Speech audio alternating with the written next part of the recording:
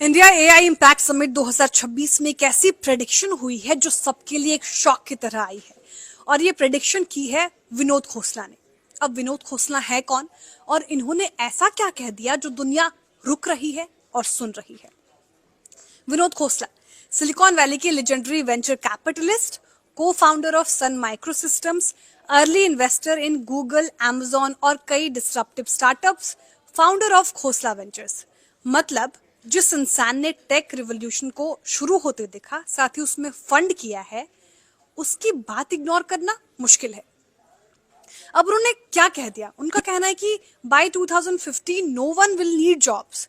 जी हाँ, 2050 तक लोगों को जॉब्स की जरूरत ही नहीं पड़ेगी। सिर्फ इतना ही नहीं, उन्होंने वार्निंग दी है कि 2030 तक आईटी सर्विसेज और बीपीओ इंडस्ट्री ऑलमोस्ट खत्म हो सकती है। अब कंट्रीज लाइक इंडिया जो आईटी लेड ग्रोथ पर डिपेंडेंट है, उनके लिए ये मैसिव डिस्ट्रप्शन हो सकता है। और उनका मानना है कि एआई ट्रेडिशनल एम्प्लॉयमेंट स्ट्रक्चर को कंप्लीटली डिसरप्ट करेगा। वाइट कॉलर जॉब्स, अकाउंटेंट्स जैसे कि कोडर्स, लीगल रिव्यूअर्स, सब इम्पैक्ट में आ सकते हैं। और इससे अब बन रहा है डर का माहौल।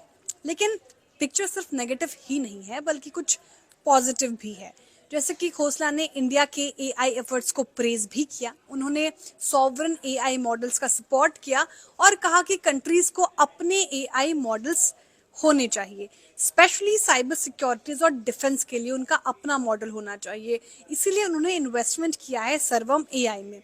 और सबसे पावरफुल आइडिया जो एआई इम्पैक्ट समिट में निकल कर आ रही है वो ये कि हर इंडियन के लिए 24/7 नियर फ्री एआई डॉक्टर होगा। अब इमेजिन कीजिए रूरल इंडिया में भी एआई हेल्थ केयर एक्सेस, कितनी अमेजिंग चीज़ है ये।